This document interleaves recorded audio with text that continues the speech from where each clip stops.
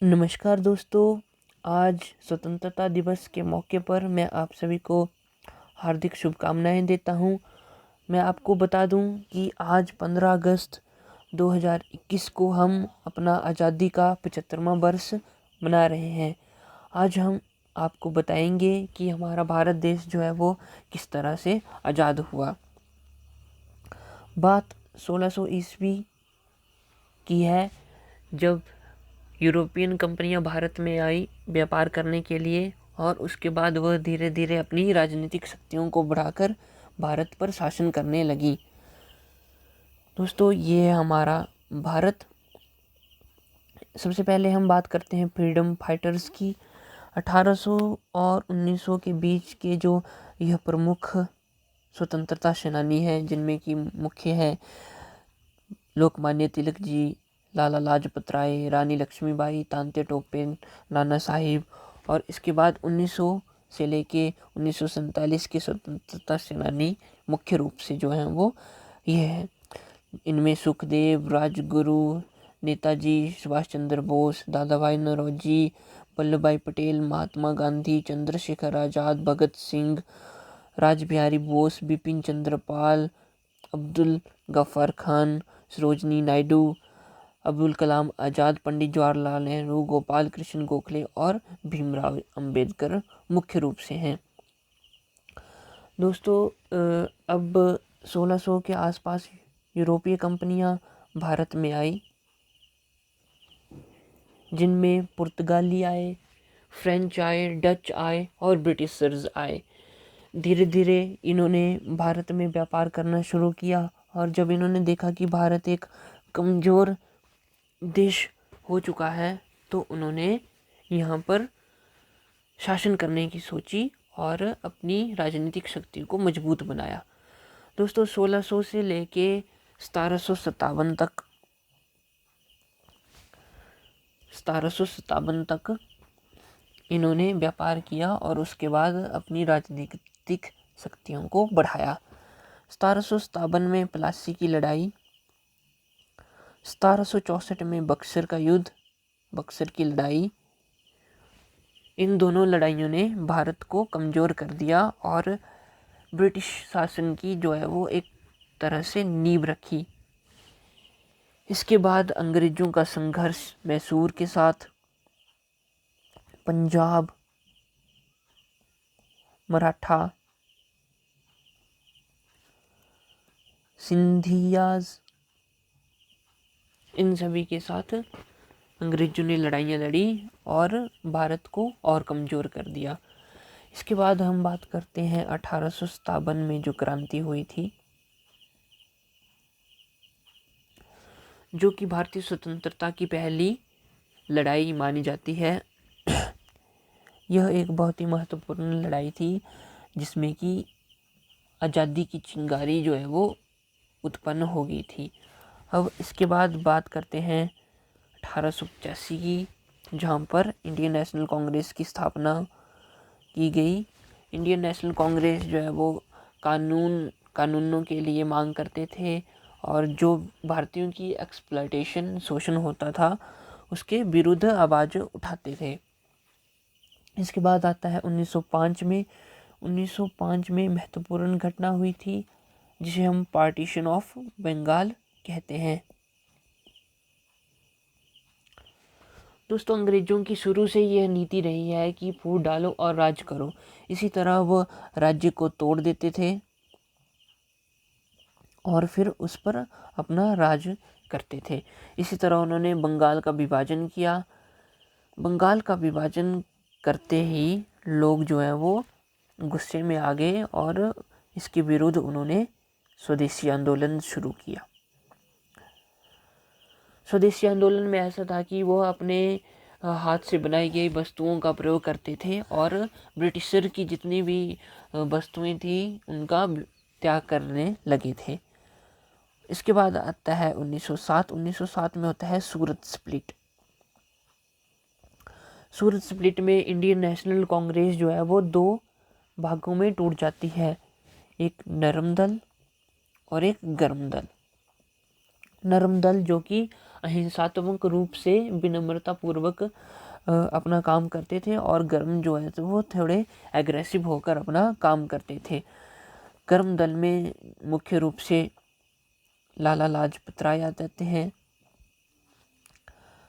बिपिन चंद्र पाल आ जाते हैं, और बाल गंगाधर तिलक।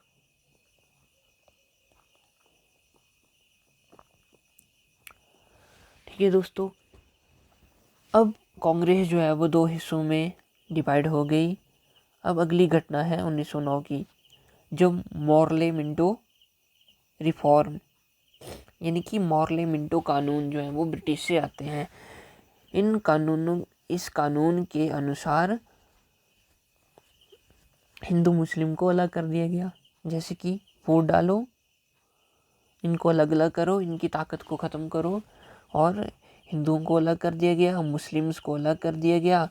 मुस्लिम लीग मुस्लिम्स के लिए बनी।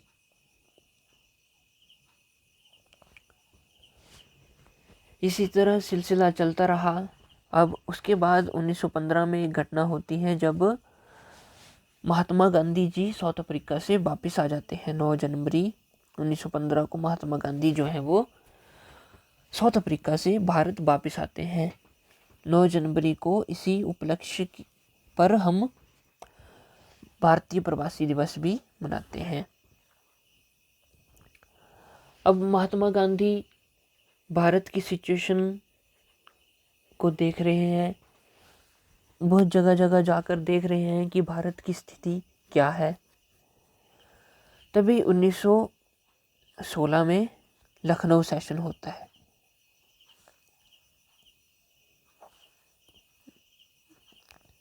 में लखनऊ सेशन होता है, जहाँ पर इंडियन नेशनल कांग्रेस और मुस्लिम लीग जो है वो एक हो जाते हैं, मतलब कि मिल जाते हैं। इंडियन नेशनल कांग्रेस मुस्लिम की शर्तों को मानता है, और मुस्लिम लीग जो है वो इंडियन नेशनल कांग्रेस की शर्तों को मानती है। इसी में पाकिस्तान का प्रस्ताव भी आया था।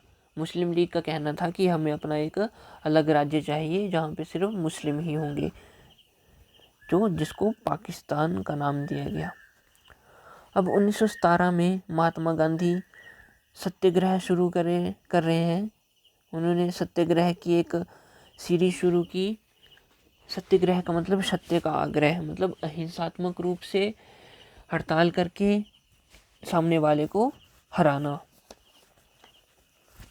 1917 में उन्होंने अपना पहला सत्याग्रह किया, चंपारण सत्याग्रह।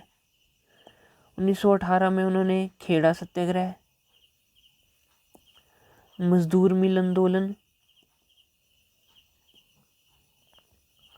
और इसी तरह उन्होंने अपनी जगह बहुत ही अच्छे तरीके से भारत की राजनीति में बना ली। इसके बाद हम बात करते हैं कि 1919 में मॉन्टेग्यू चेम्सफोर्ड रिफॉर्म। हर 10 साल बाद जो कानून आते हैं, अब 1919 में वो कानून आए, और जिसके आधार पर डुअल सिस्टम यानी कि डायरकी का मतलब है कि द्वैत शासन। जो राज्य होगा उसमें अलग शासन होगा, और जो सेंटर है उसमें अलग शासन। इसी के अनुसार बाइकैमरल लेजिस्लेशन भी इसी कानून के अनुसार आई। दोस्तों, इसके बाद आता है 1919 में रॉल्ट एक्ट।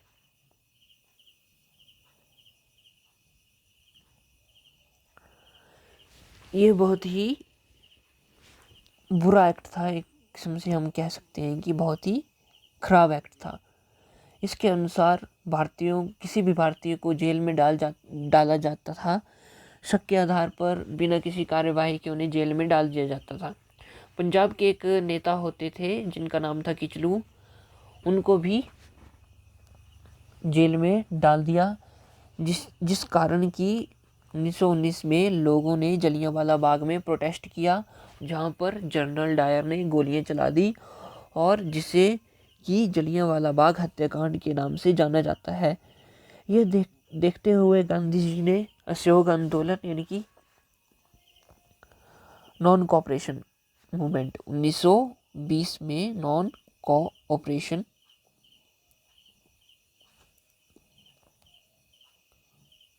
मूवमेंट शुरू किया।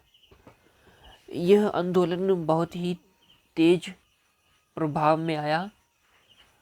काफ़ी अच्छा रूप इस आंदोलन ने ले लिया था। फिर इसके बाद खिलाफत आंदोलन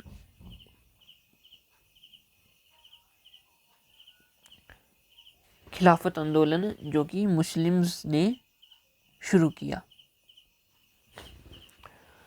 जब ये दोनों आंदोलन इकट्ठे हो गए तो एक अलग ही लहर देश में उत्पन्न हुई। इसी बीच 1922 में चौरी चौरा इंसिडेंस हो जाता है, जहाँ पर कि भीड़ जो है वो पुलिस स्टेशन में आग लगा देती है और जहाँ पर पुलिस के कुछ पुलिसकर्मी जो हैं वो आग की चपेट में आ जाते हैं। यह देखकर महात्मा गांधी जी असहयोग आंदोलन जो है वो विड्रॉ कर लेते हैं। इस विड्रॉ को लेकर इस असहयोग आंदोलन को ख़त्म करने के लिए महात्मा गांधी की बहुत आलोचना होती है। अब इसके बाद आ जाता है 1927 में साइमन कमीशन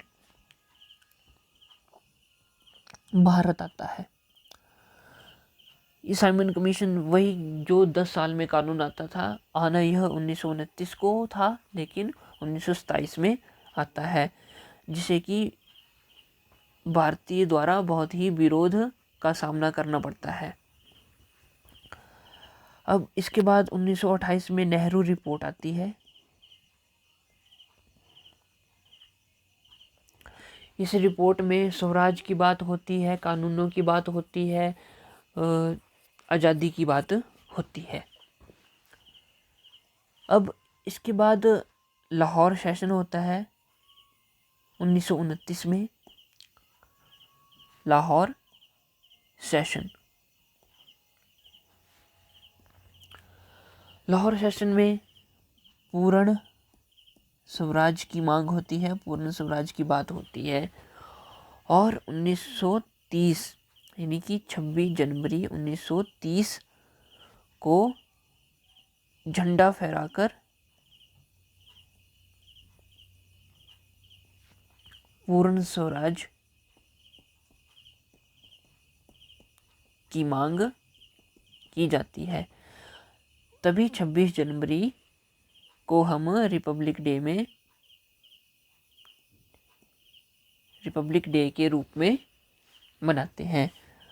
अब दोस्तों 1930 में क्या होता है कि सविनय अवज्ञा आंदोलन शुरू हो जाता है। सविनय अवज्ञा आंदोलन शुरू हो जाता है। 1930 से लेकर 1932 तक राउंड टेबल कॉन्फ्रेंस होती है, जो कि ब्रिटेन में होती है, जहाँ पर भारतीय के प्रतिनिधि जो हैं वो वहाँ पे जाते हैं और अपनी मांगों को ब्रिटिश पार्लियामेंट में रखते हैं। 1931 में गांधी इरविन पैक्ट यानी कि गांधी इरविन समझौता होता है, जिससे कि सविनय अवज्ञा आंदोलन को ख़त्म करने की बात की जाती है। यहाँ पर महात्मा गांधी इरविन की शर्तों को मानते हैं और महात्मा गांधी जी की शर्तों को इरविन द्वारा माना जाता है। इसके बाद 1932 में आता है पूना पैक्ट यानी कि पूना समझौता, जो कि महात्मा गांधी और भीमराव अंबेडकर के बीच में होता है। इसके बाद सबसे महत्वपूर्ण जो बात है वो है 1935 में होती है गवर्नमेंट ऑफ इंडिया एक्ट कि भारत में किस तरह से शासन होगा, वहाँ पर कौन कौन से रूल और रेगुलेशन होंगी, यह 1935 में आता है।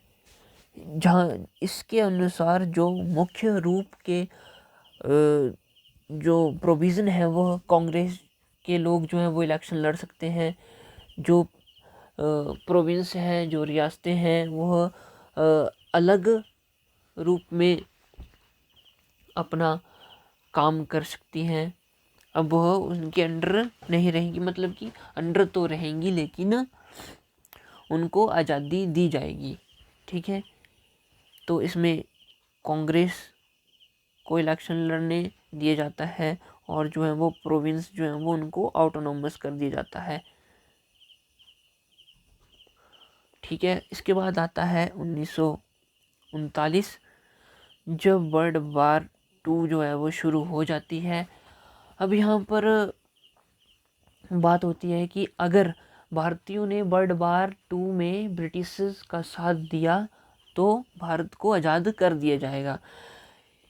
इसी को लेकर 1942 में क्रिप्स मिशन आता है,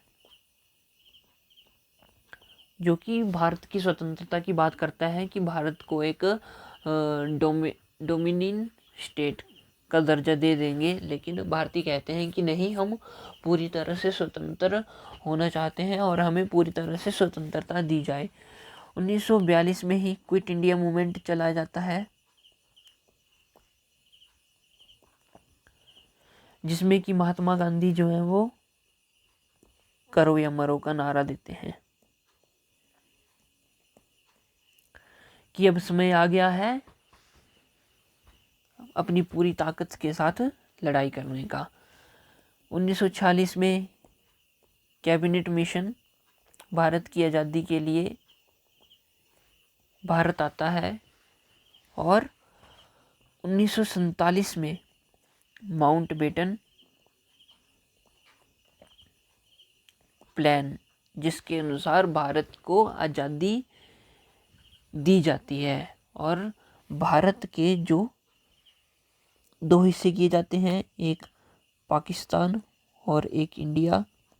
पाकिस्तान को 14 अगस्त 1947 को आज़ाद किया जाता है और भारत को 15 अगस्त 1947 को आज़ाद किया जाता है। तो यह इस प्रकार भारत जो है वो आज़ाद होता है। अब भारत की सरकार किस तरह से चलेगी? कॉन्स्टिट्यूशन बनाया जाता है, संविधान बनाया जाता है, जिसके आधार पर सरकार जो है वो भारत पर शासन करेगी। रूल्स एंड रेगुलेशन 26 नवंबर 1949 को कॉन्स्टिट्यूशन बनता है, संविधान बनता है और 26 जनवरी 1950 को लागू किया जाता है। 26 जनवरी को इसीलिए हम रिपब्लिक डे सेलिब्रेट करते हैं। दोस्तों, अब मैं बात करना चाहूँगा भगत सिंह जी की। भगत सिंह जो थे वो एक नौजवान स्वतंत्रता सेनानी थे, जिन्होंने खुशी खुशी फांसी को चूम लिया था। भगत सिंह जी ने सैंडर्स नाम के एक ब्रिटिश की हत्या की थी।